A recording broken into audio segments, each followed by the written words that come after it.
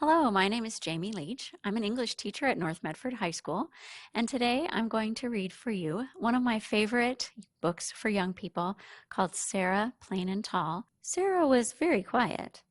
The dogs looked up at her, waiting.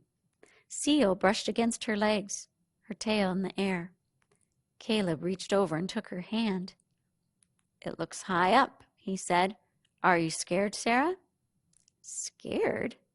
Scared?" exclaimed Sara. "You bet I'm not scared." She climbed the ladder and Nick began to bark. She climbed to the very top of the hay and sat, looking down at us. Above, the stars were coming out. Papa piled a bed of loose hay below with his pitchfork. The light of the lantern made his eyes shine. Then he smiled up at Sara. "Fine?" called Sara. "Fine," said Sara. She lifted her arms over her head and slid down, down into the soft hay. She lay laughing as the dogs rolled beside her. "Was it a good dune?" called Caleb. "Yes," said Sara. "It was a fine dune." Caleb and I climbed up and slid down, and Sara did it 3 more times. At last Papa slid down too, as the sky grew darker and the stars blinked like fireflies. We were covered with hay and dust, and we sneezed. In the kitchen, Caleb and I washed in the big wooden tub, and Sara drew more pictures to send to William. One was of Papa, his hair curly and full of hay. She drew Caleb sliding down the hay, his arms like Sara's over his head, and she drew a picture of me in the tub, my hair long and straight and wet. She looked at her drawing of the fields for a long time. "Something is missing," she told Caleb. "Something." And she put it away. "Dear William," Sara read to us by lantern light that night. "Sliding down our dune of hay was almost as fine as sliding down the sand dunes into the sea." Caleb smiled at me across the table. He said nothing, but his mouth formed the words I had heard too. Our dune. The days grew longer. The cows moved close to the pond, where the water was cool and there were trees. Papa taught Sara how to plow the fields, guiding the plow behind Jack and old Bess, the reins around her neck. When the chores were done, we sat in the meadow with the sheep, Sara beside us, watching Papa finish. "Tell me about winter," said Sara. Old Bess nodded her head as she walked, but we could hear Papa speak sharply to Jack. "Jack doesn't like work," said Caleb. "He wants to be here in the sweet grass with us." "I don't blame him," said Sara. She lay back in the grass with her arms under her head. "Tell me about winter," she said again. "Winter is cold here," said Caleb, and Sara and I laughed. "Winter is cold everywhere," I said. "We go to school in winter," said Caleb. "Sums and writing and books," he sang. "I'm good at sums and writing," said Sara. "I love books. How do you get to school?" "Papa drives us in the wagon, or we walk the 3 miles there when there is not too much snow." Sara sat up. "Do you have lots of snow?" "Lots and lots and lots of snow," chanted Caleb, rolling around in the grass. "Sometimes we have to dig our way out to feed the animals." "In Maine, the barns are attached to the houses sometimes," said Sara. Caleb grinned. "So you could have a cow to Sunday supper?" Sara and I laughed. "When there are bad storms, Papa ties a rope from the house to the barn so no one will get lost," said Caleb. I frowned. I loved winter. "There is ice on the windows on winter mornings," I told Sara. "We draw sparkling pictures and we can see our breath in the air. Papa builds a warm fire and we bake hot biscuits and put on hundreds of sweaters. And if the snow is too high, we stay home from school and make snow people." Sara lay back in the tall grasses again, her face nearly hidden. "And is there wind?" she asked. "Do you like wind?" asked Caleb. "There is wind by the sea," said Sara. "There is wind here," said Caleb happily. "It blows the snow and brings tumbleweeds and makes the sheep run. Wind and wind and wind." Caleb stood up and ran like the wind, and the sheep ran after him. Sara and I watched him jump over the rock and the gullies, the sheep behind him, stiff-legged and fast. He circled the field, the sun making the top of his hair golden. He collapsed next to Sara, and the lambs pushed their wet noses into us. "Hello, Lou," said Sara, smiling. "Hello, Maddie." The sun rose higher, and Papa stopped to take off his hat and wipe his face with his sleeve. "I'm hot," said Sara. "I can't wait for winter wind. Let's swim." "Swim where?" I asked her. "I can't swim," said Caleb. "Can't swim!" exclaimed Sara. "I'll teach you in the cow pond." "That's for cows!" I cried. But Sara had grabbed our hands, and we were running through the fields, ducking under the fence to the far pond. "Shoo, cows," said Sara as the cows looked up, startled. She took off her dress and waded into the water in her petticoat. She dived suddenly and disappeared for a moment as Caleb and I watched. She came up laughing, her hair streaming free. Water beads sat on her shoulders. She tried to teach us how to float. I sank like a bucket filled with water and came up sputtering. But Caleb lay on his back and learned how to blow streams of water high in the air like a whale. The cows stood on the banks of the pond and stared and stopped their chewing. Water bugs circled us.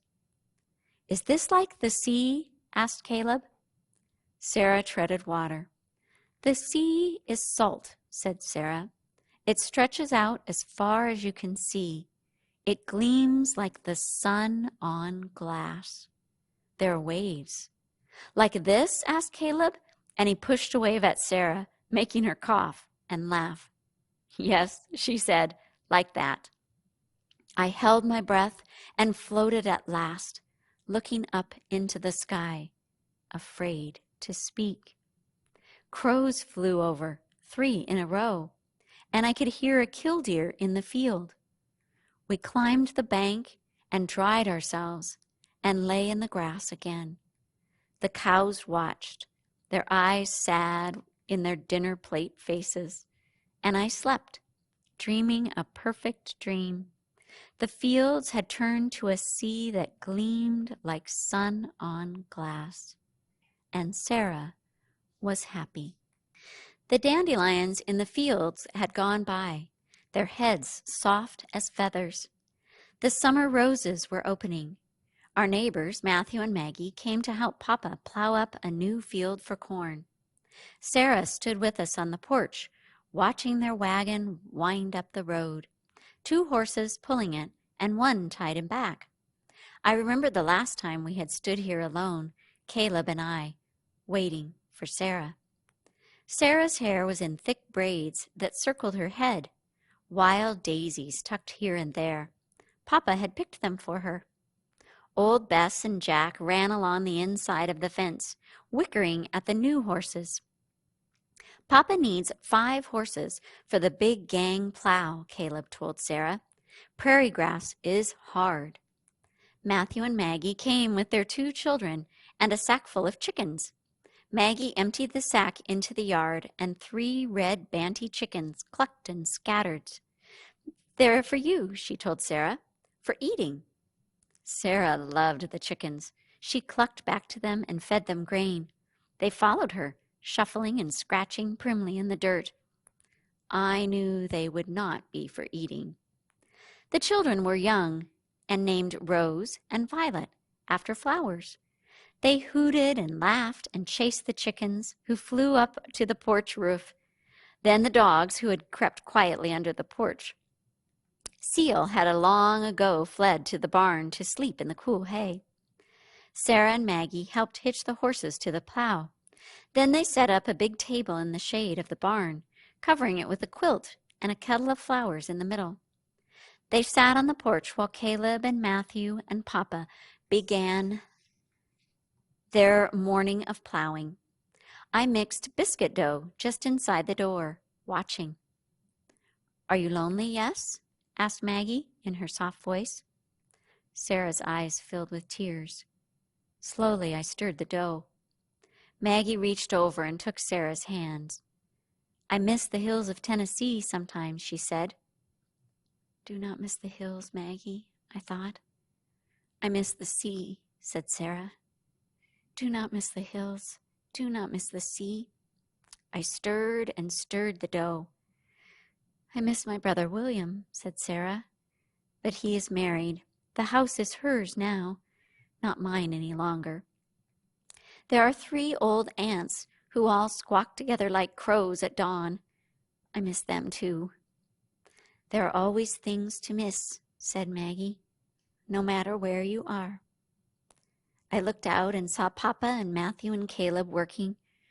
Rose and Violet ran in the fields. I felt something brush my legs and looked down at Nick, wagging his tail. I would miss you, Nick, I whispered. I would.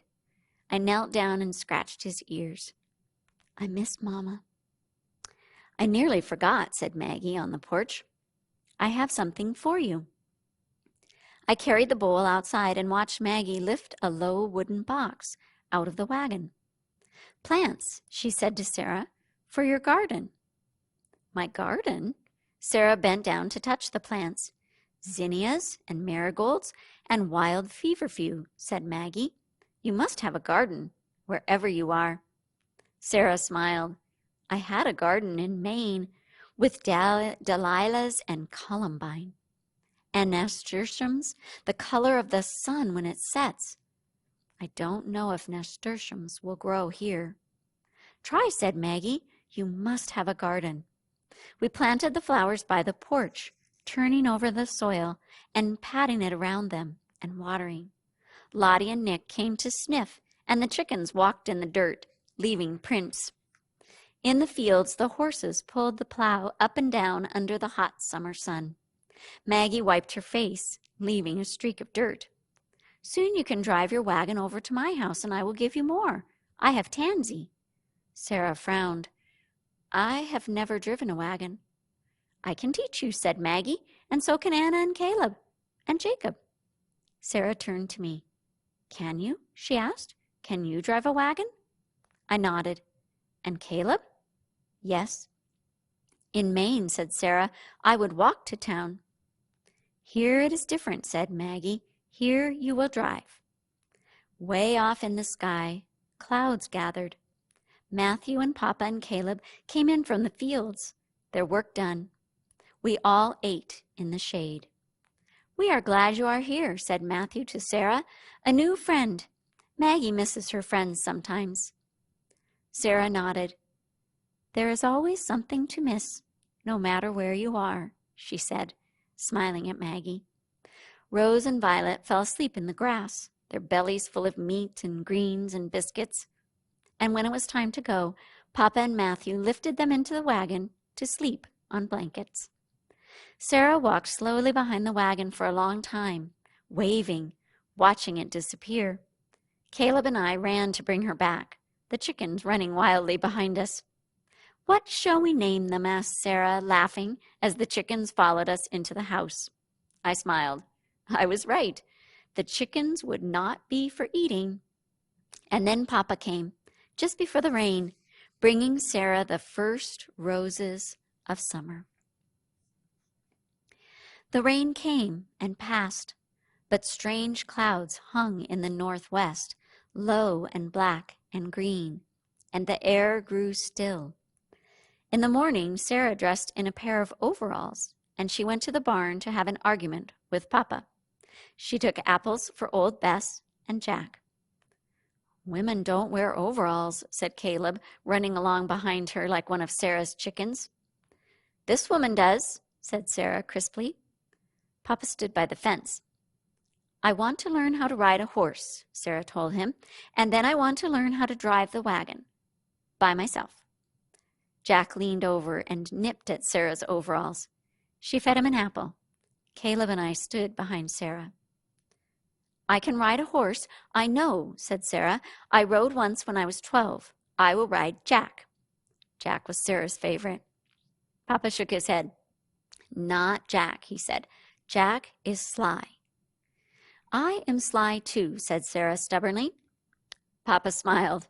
Yep, he said, nodding, but not Jack. Yes, Jack. Sara's voice was very loud. I can teach you how to drive a wagon. I have already taught you how to plow. and then I can go to town by myself." "Say no, Papa," Caleb whispered beside me. "That's a fair thing, Sara," said Papa. "We'll practice." A soft rumble of thunder sounded. Papa looked up at the clouds. "Today? Can we begin today?" asked Sara. "Tomorrow is best," said Papa, looking worried. "I have to fix the house roof. A portion of it is loose, and there's a storm coming." "We," said Sara. "What?" Papa turned. "We will fix the roof. I've done it before. I know about roofs. I am a good carpenter. Remember? I told you." There was thunder again, and Papa went to get the ladder. "Are you fast?" he asked Sara. "I am fast and I am good," said Sara, and they climbed the ladder to the roof. Sara with wisps of hair around her face, her mouth full of nails, overalls like Papa's, overalls that were Papa's. Caleb and I went inside to close the windows. We could hear the steady sound of hammers pounding the roof overhead. "Why does she want to go to town by herself?" asked Caleb. "To leave us?" I shook my head wearily with Caleb's questions. Tears gathered at the corner of my eyes. But there was no time to cry, for suddenly Papa called out, "Caleb! Anna!"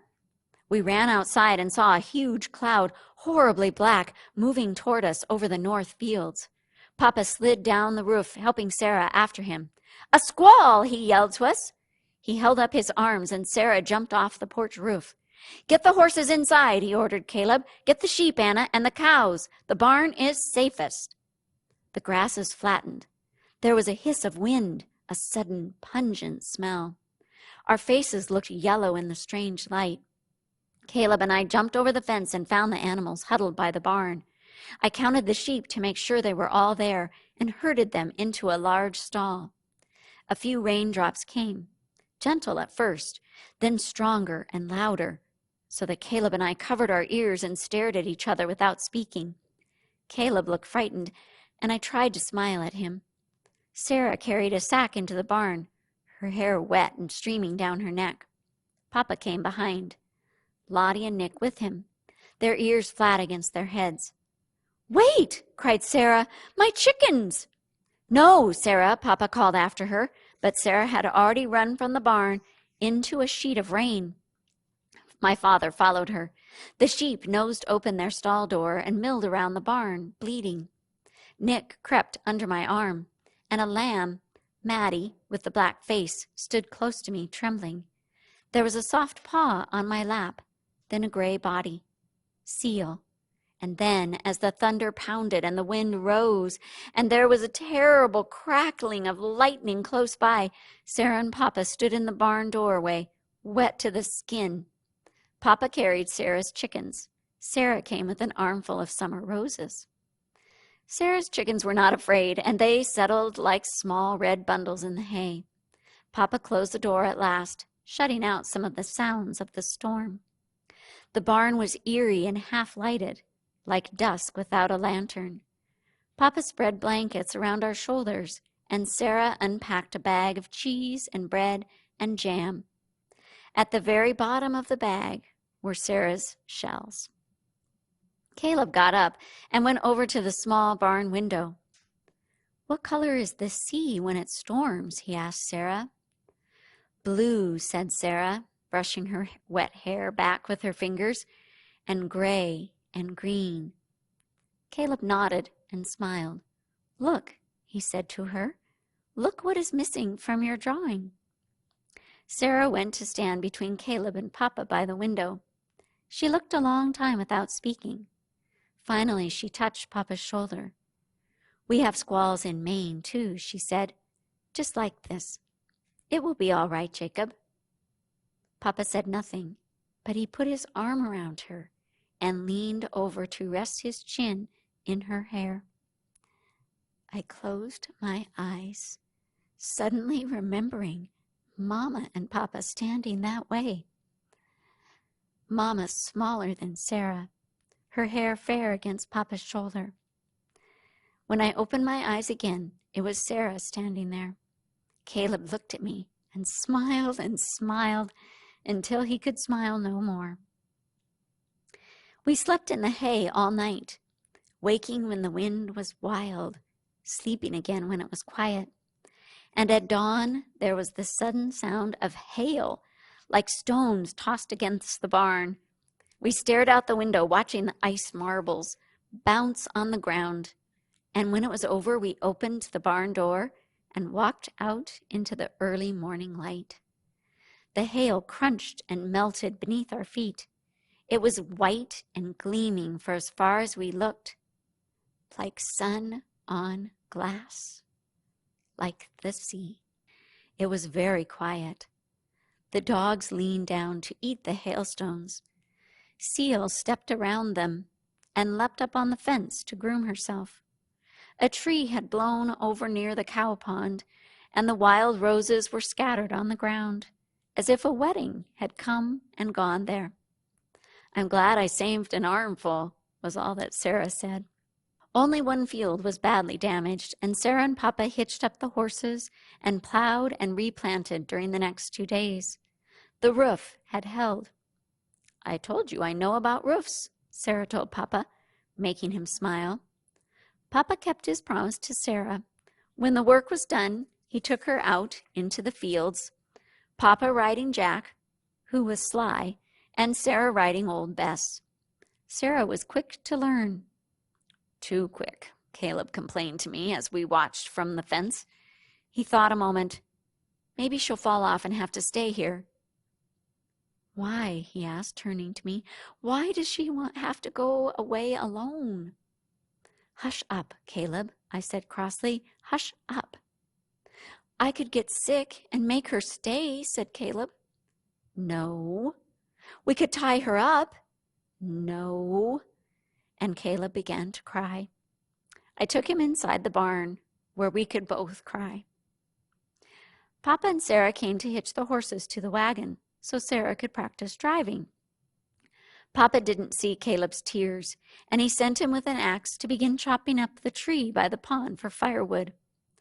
I stood and watched Sara, the reins in her hands, Papa next to her in the wagon. I could see Caleb standing by the pond, one hand shading his eyes, watching too. I went into the safe darkness of the barn then, Sara's chickens scuttling around along behind me. "Why?" I asked out loud, echoing Caleb's question. The chickens watched me, their eyes small and bright. The next morning, Sara got up early and put on her blue dress. She took apples to the barn. She loaded a bundle of hay on the wagon for old Bess and Jack. She put on her yellow bonnet. "Remember Jack," said Papa, "a strong hand." "Yes, Jacob." "Best be home before dark," said Papa. "Driving a wagon is hard if there's no full moon." "Yes, Jacob." Sara kissed us all, even my father, who looked surprised. "Take care of Seal," she said to Caleb and me. And with a whisper to old Bess and a stern word to Jack, Sara climbed up in the wagon and drove away. "Very good," murmured Papa as he watched. And after a while he turned and went out into the fields.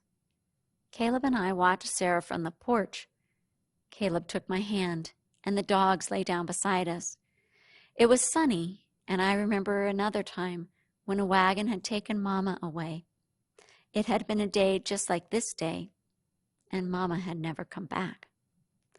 Seal jumped up to the porch, her feet making a small thump. Caleb leaned down and picked her up and walked inside. I took the broom and slowly swept the porch. Then I watered Sara's plants. Caleb cleaned out the wood stove and carried the ashes to the barn, spilling them so that I had to sweep the porch again. "I am loud and pesky," Caleb cried suddenly. "You said so, and she has gone to buy a train ticket to go away." "No, Caleb, she would tell us." "The house is too small," said Caleb. "That's what it is." "The house is not too small," I said. I looked at Sara's drawings of the fields pinned up on the wall next to the window. "What is missing?" I asked Caleb. "You said you knew what was missing." "Colors," Caleb said wearily. the colors of the sea. Outside, clouds moved into the sky and went away again. We took lunch to Papa, cheese and bread and lemonade. Caleb nudged me. Ask him. Ask Papa. What has Sara gone to do? I asked. I don't know, said Papa. He squinted at me. Then he sighed and put one hand on Caleb's head, one on mine. Sara is Sara. She does things her way, you know. I know, said Caleb very softly. Papa picked up his shovel and put on his hat. Ask if she's coming back, whispered Caleb. Of course she's coming back, I said. Seal is here. But I would not ask the question. I was afraid to hear the answer. We fed the sheep and I set the table for dinner. 4 plates. The sun dropped low over the west fields. Lottie and Nick stood at the door, wagging their tails, asking for supper. Papa came to light the stove, and then it was dusk. Soon it would be dark. Caleb sat on the porch steps, turning his moon snail shell over and over in his hand. Seal brushed back and forth against him. Suddenly, Lottie began to bark. Nick jumped up off the porch and ran down the road. Dust! Cried Caleb. He climbed the porch and stood on the roof. Dust and a yellow bonnet! Slowly the wagon came around the windmill and the barn and the windbreak and into the yard, the dogs jumping happily beside it. Hush, dogs, said Sara, and Nick leapt up into the wagon to sit by Sara. Papa took the reins and Sara climbed down from the wagon. Caleb burst into tears. Seal was very worried, he cried. Sara put her arms around him, and he wailed into her dress. And the house is too small, and we thought, and I am loud and pesky. Sara looked at Papa and me over Caleb's head. We thought you might be thinking of leaving us, I told her, because you miss the sea. Sara smiled. No, she said. I will always miss my old home. But the truth of it is, I would miss you more. Papa smiled at Sara. Then he bent quickly to unhitch the horses from the wagon. He led them to the barn for water. Sara handed me a package. For Anna, she said, and Caleb, for all of us. The package was small, wrapped in brown paper, with a rubber band around it. Very carefully, I unwrapped it, Caleb peering closely. Inside were 3 colored pencils. Blue, said Caleb slowly, and gray, and green. Sara nodded. Suddenly, Caleb grinned. Papa, he called, Papa, come quickly. Sara has brought the sea. We eat our night meal by candlelight, the 4 of us. Sara has brought candles from town and nasturtium seeds for her garden and a book of songs to teach us. It is late, and Caleb is nearly sleeping by his plate, and Sara is smiling at my father. Soon there will be a wedding. Papa says that when the preacher asks if he will have Sara for his wife, he will answer, yep. Autumn will come, then winter, cold with a wind that blows like the wind off the sea in Maine. There will be nests of curls to look for and dried flowers all winter long. When there are storms, Papa will stretch a rope from the door to the barn so we will not be lost when we feed the sheep and the cows and Jack and old Bess and Sara's chickens. If they aren't living in the house, there will be Sara's sea, blue and gray and green, hanging on the wall, and songs, old ones and new, and Seal with yellow eyes, and there will be Sara, plain and tall. I hope you enjoyed this reading of Sara, Plain and Tall by Patricia MacLachlan. Thank you for watching Anywhere Learning TV.